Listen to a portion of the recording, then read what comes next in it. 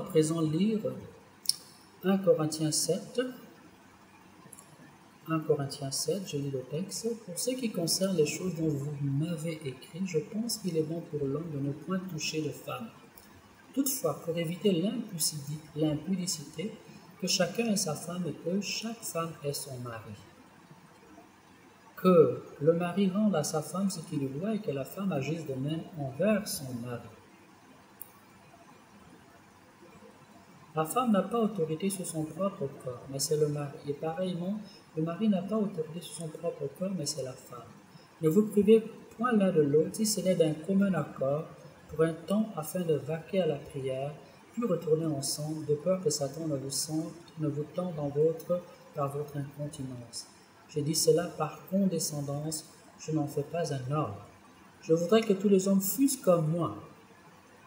Je voudrais que tous les hommes fussent comme moi, dit l'apôtre Paul, mais chacun tient de Dieu un don particulier, l'un d'une manière, l'autre d'une autre. À ceux qui ne sont pas mariés aux veuves, je dis qu'il leur est bon de rester comme moi. C'est le verset 7 et le verset 8. Versets 7 et 8. Versets 7 et 8. Je voudrais que tous les hommes fussent comme moi, mais chacun tient de Dieu un don particulier, l'un d'une manière, l'autre d'une autre. À ceux qui ne sont pas mariés et aux veuves, je dis qu'il leur est bon de rester comme moi. En d'autres termes, l'apôtre Paul n'est pas marié, il est célibataire et il invite à faire comme lui. Mais s'il manque de continence, qu'il se marie, car il vaut mieux se marier que de brûler. À ceux qui sont mariés, j'ordonne, non pas moi, mais le Seigneur, que la femme ne se sépare point de son mari. Et s'il est séparé, qu'elle demeure sans se marier ou qu'elle se réconcilie avec son mari, et que le mari ne répudie point sa femme. Aux autres, ce n'est pas le Seigneur, c'est moi qui dis. Si un frère a une femme non croyante et qu'elle consente à habiter avec lui, qu'il ne la répudie point. Et si une femme a un mari non croyant, qu'il consente à habiter avec elle, qu'il ne la répudie point. Car le mari non croyant est sanctifié par la femme non croyante est sanctifiée par le frère. Autrement, vos enfants seraient impurs, tandis que maintenant ils sont saints. Si le non croyant se sépare, qu'il se sépare.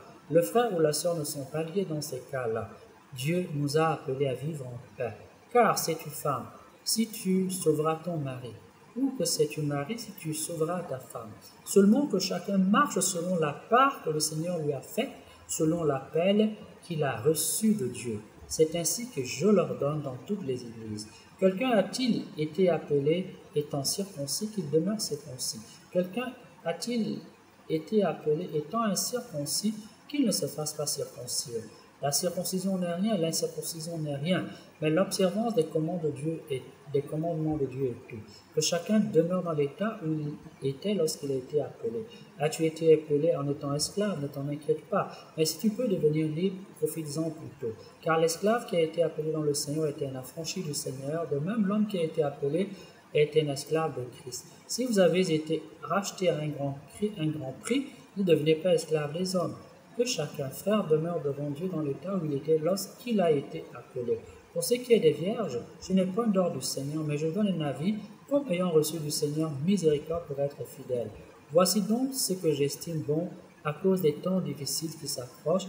Il est bon à un homme d'être ainsi. Es-tu lié à une femme, ne cherche pas à rompre ce lien. N'es-tu pas lié à une femme, ne cherche pas une femme. N'es-tu pas lié à une femme, ne cherche pas une femme. Si tu t'es marié, tu n'as point péché. Si la Vierge se mariée, elle n'a point péché. Mais ces personnes auront des tribulations dans la chair, et je voudrais vous les épargner. Mais ces personnes auront des tribulations dans la chair, et je voudrais vous les épargner. Voici ce que je dis, frère, c'est que le temps est court, que désormais ceux qui ont des femmes soient comme n'en ayant point, ceux qui pleurent comme n'en pleurant pas, comme ne pleurant pas, ceux qui se réjouissent comme ne se réjouissant pas, ceux qui achètent comme ne possédant pas, et ceux qui usent du monde comme n'en usant pas, car la figure de ce monde passe. Or, je voudrais que vous fussiez sans inquiétude. Celui qui n'est pas marié s'inquiète des choses du Seigneur, des moyens de plaire au Seigneur.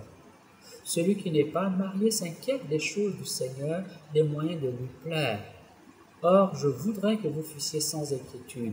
Celui qui n'est pas marié s'inquiète des choses du Seigneur, des moyens de plaire au Seigneur. Et celui qui s'est marié s'inquiète des choses du monde, des moyens de plaire à sa femme. Il y a de même une différence entre la femme et la vierge. Celle qui n'est pas mariée s'inquiète des choses du Seigneur, afin d'être sainte de corps et d'esprit, et celle qui est mariée s'inquiète des choses du monde, des moyens de plaire à son mari. J'ai dit cela dans votre intérêt. Ce n'est pas pour vous tendre un piège, c'est pour vous porter à ce qui est bien séant et propre à vous attacher au Seigneur sans distraction. Si quelqu'un regarde comme déshonorant pour sa fille de dépasser l'âge nubile et comme nécessaire de la marier, qu'il fasse ce qu'il veut, il ne pêche point contre ce mari. Mais celui qui a pris une ferme résolution, sans contrainte et avec l'exercice de sa propre volonté, et qui a décidé en son cœur de garder sa fille vierge, celui-là fait bien. Ainsi, celui qui marie sa fille fait bien, et celui qui ne la marie pas fait mieux. Celui qui marie sa fille fait bien, celui qui ne la marie pas fait mieux. C'est une traduction. Celui qui se marie fait bien, celui qui ne se marie pas fait mieux. Une femme est liée aussi longtemps que son mari est vivant. Mais si le mari meurt, elle est libre de se marier à qui elle veut, seulement que ce soit dans le Seigneur,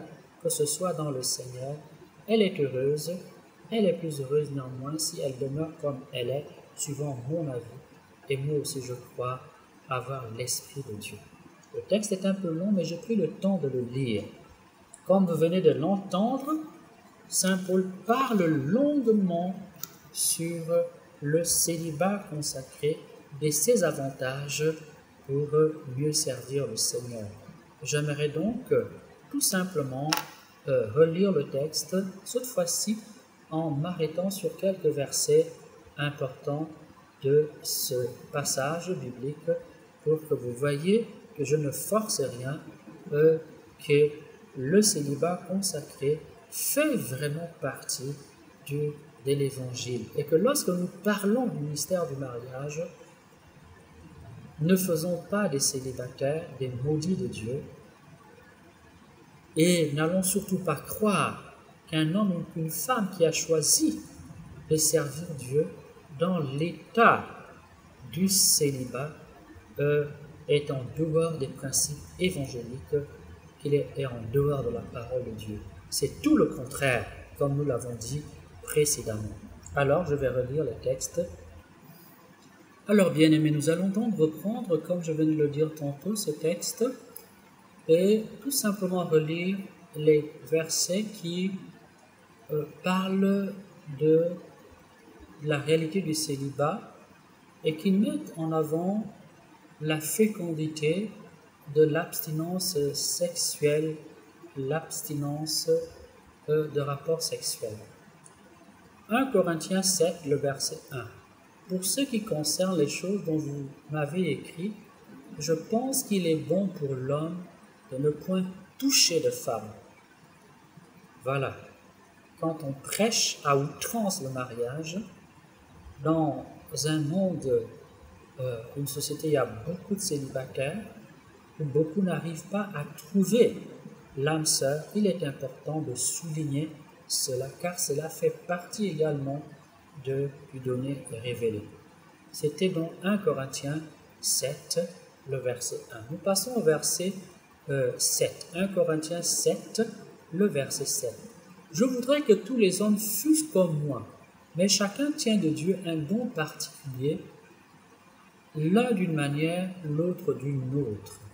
L'apôtre Paul exprime qu'il veut qu'il y ait beaucoup de personnes qui ne soient pas mariées pour le Seigneur.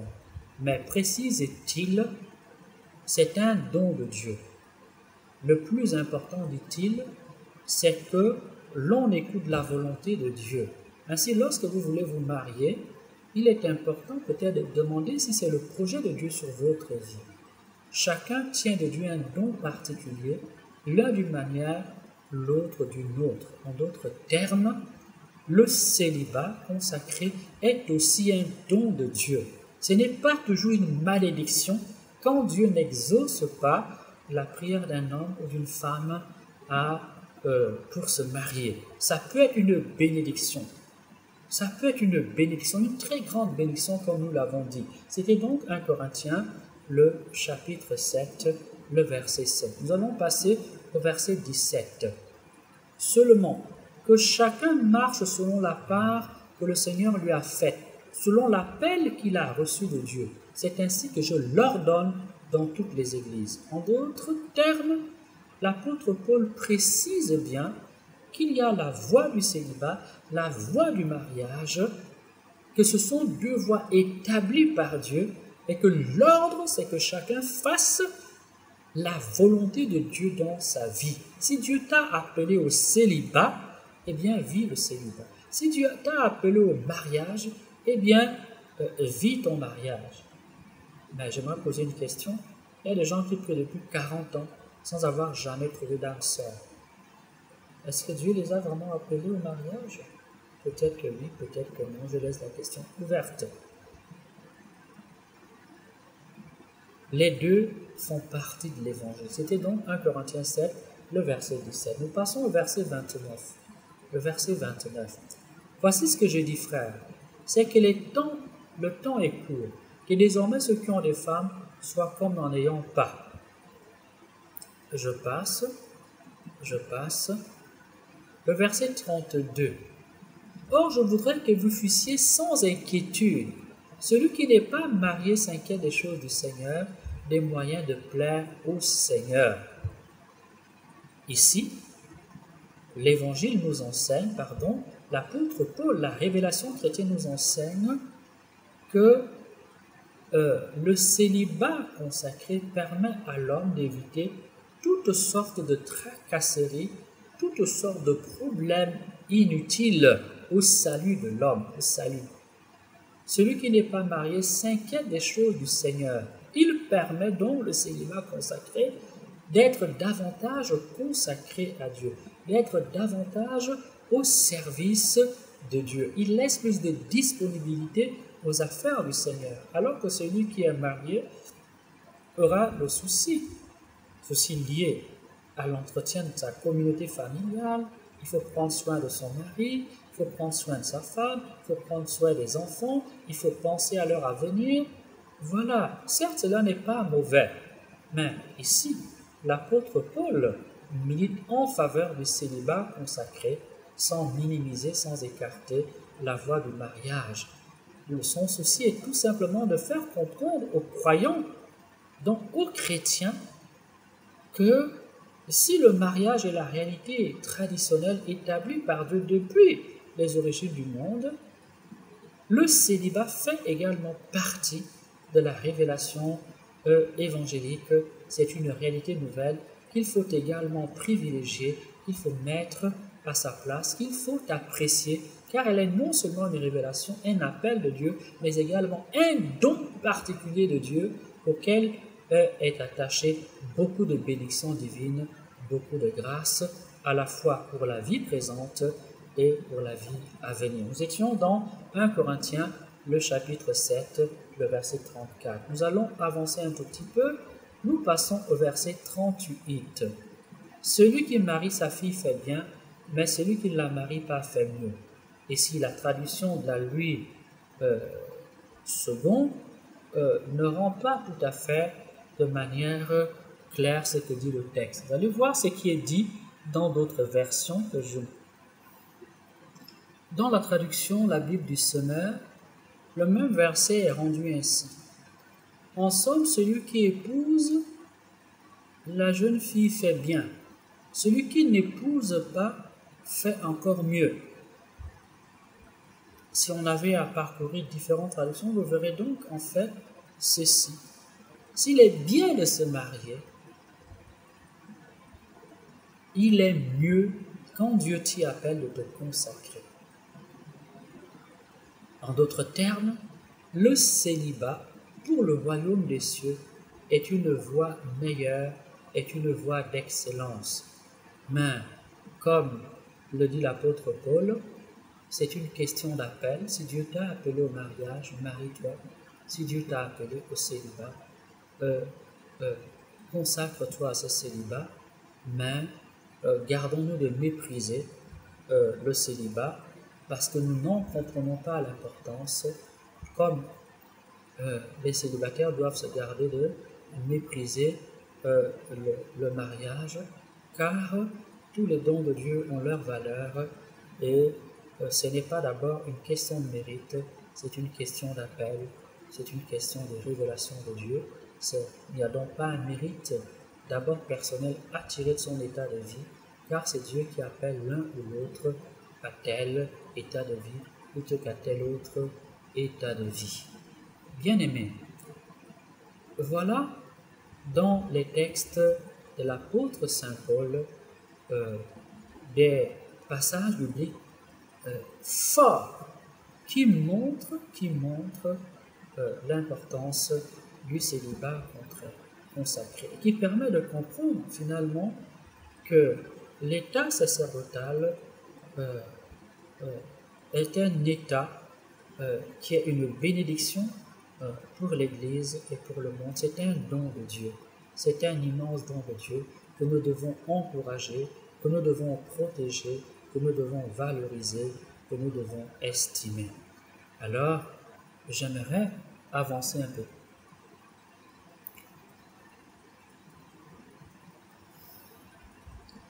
Ici, nous voulons donc dire ceci.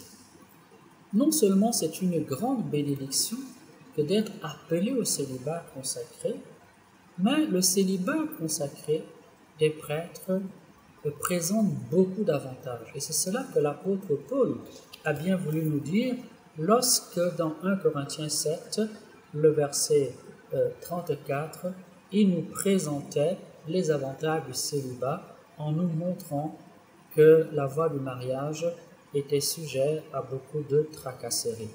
Eh bien, le grand avantage ici de ce célibat, c'est la disponibilité pastorale. Le prêtre est consacré dans le célibat pour être disponible aux affaires du Seigneur.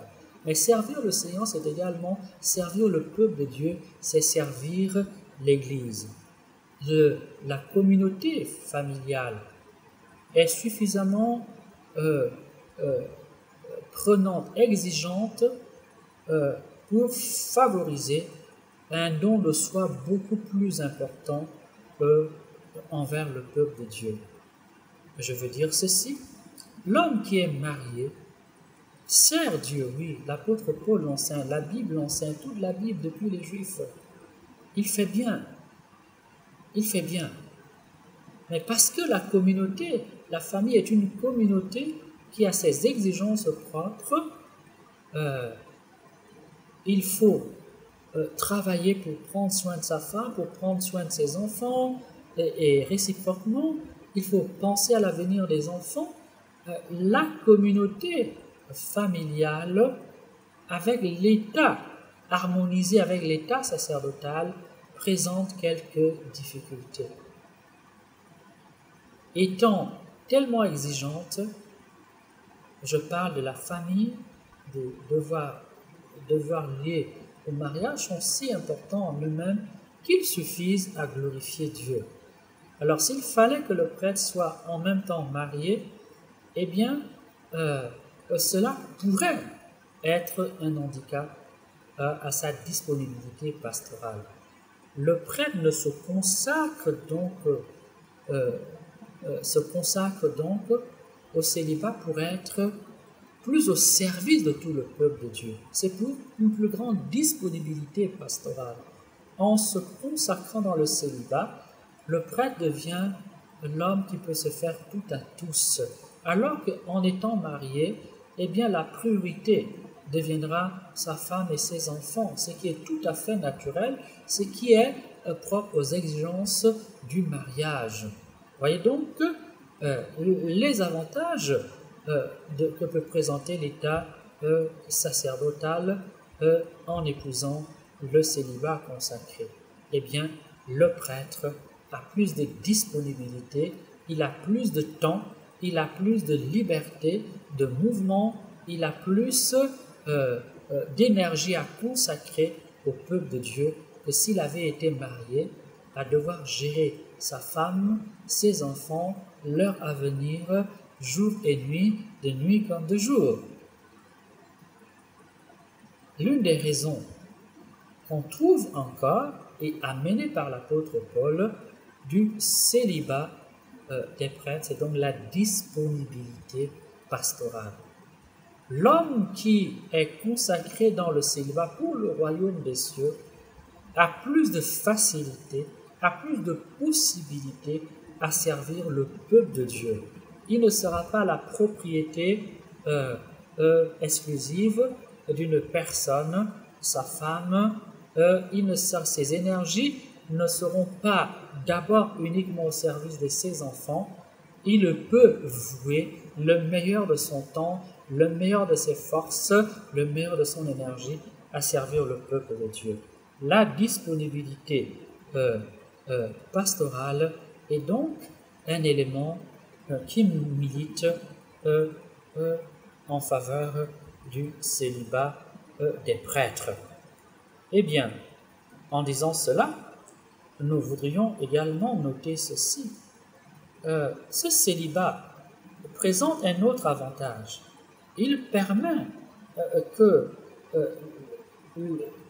les biens de l'Église ne soient pas les biens d'une famille. Car voyez-vous, là où le clergé est marié, là où les hommes de Dieu sont mariés, il y a une confusion assez importante entre les biens du peuple de Dieu et les biens de l'homme de Dieu. Je veux dire ceci, il suffit de regarder à côté dans les nouvelles églises, vous verrez que ces églises sont les églises de tel individu, de tel homme de Dieu. Et lorsque cet homme de Dieu n'est plus là, eh bien, l'Église revient à ses enfants, à sa femme. Donc, les biens de l'Église sont la propriété, finalement, du pasteur, de l'homme de Dieu et de sa famille. C'est pour cela que ces nouvelles églises se fractionnent et se fractionneront toujours. Et c'est pour ça qu'on parle de l'église de monsieur ou l'église de tel homme de Dieu, l'église de... Le clergé catholique, orthodoxe, célibataire ne connaît pas cette difficulté. Il échappe à ce problème-là. Certes, les prêtres peuvent ne pas bien gérer leur paroisse, mais une chose est certaine, c'est que la paroisse n'est pas leur propriété. Elle est co-gérée. Elle, un jour ou un autre, ils seront affectés à une autre portion du peuple de Dieu, dans la vie du Seigneur à un autre lieu. Ils devront quitter la paroisse. Quand bien même ils l'auraient bâtie elle-même, ils devront l'abandonner pour que d'autres viennent continuer l'œuvre du Seigneur. Alors que dans ces églises, souvent, eh bien, le bien des fidèles, c'est que les fidèles ont investi et finalement va constituer le patrimoine d'un individu, de sa femme et de ses enfants, qui ne voit là qu'il y a un avantage à ce que le prêtre soit consacré dans le célibat. Certes, cela n'empêche pas que le prêtre puisse connaître des difficultés, qu'il puisse connaître des tempêtes, qu'il puisse connaître la tentation. Mais dire cela, c'est montrer à la suite de l'apôtre Paul, 1 Corinthiens, chapitre 7, le verset 32 à 34, qu'il y a un grand bénéfice attaché au célibat sacerdotal pour tout le peuple de Dieu. Alors, nous allons avancer un peu plus. En disant cela, nous voulons mettre en valeur un autre élément tout aussi évangélique qui nous a échappé, eh bien c'est la dimension prophétique. Dans l'évangile selon saint Matthieu, le chapitre 22, le verset 30, Jésus répond à une question qui lui est posée sur le mariage et la vie à venir, ceci. Vous êtes dans l'erreur, parce que vous ne comprenez ni les Écritures ni la puissance de Dieu. car à la résurrection, les hommes ne prendront point de femme, ni les femmes de mari, mais ils seront comme les anges de Dieu dans le ciel. Matthieu 22, le verset 29 à 30. Jésus nous apprend ceci, que l'absence d'union conjugale et que la chasteté parfaite est la condition de vie du monde à venir. Dire cela, c'est donc dire ceci, que le prêtre, que celui qui se consacre dans le célibat, en réalité, manifeste le pas encore là du royaume des cieux. Le consacré est le signe de la vie du monde à venir. L'homme consacré, la femme consacrée, qui a choisi de devenir eunuque pour le royaume des cieux, donc de ne pas se marier, de ne pas avoir des enfants, pour être tout au Seigneur, cet homme-là, cette personne-là, manifeste à toute l'Église notre condition eschatologique. Il est le signe, il est la parole vivante qui nous dit ce que nous serons dans le monde à venir. En d'autres termes, par le célibat, le prêtre rappelle au peuple de Dieu que dans la vie qui vient, nous serons comme les anges, que nous n'aurons plus de femme et que la femme n'aura plus de mari et qu'il n'aura plus besoin d'avoir des rapports sexuels ou de faire des enfants. Ce faisant donc, le célibat sacerdotal est un message prophétique à notre temps où le sexe est étalé partout, où le mariage est présenté absolument comme indispensable pour être sauvé dans beaucoup d'églises. Et je reprends. Jésus dit à toutes ces personnes, vous êtes dans l'erreur.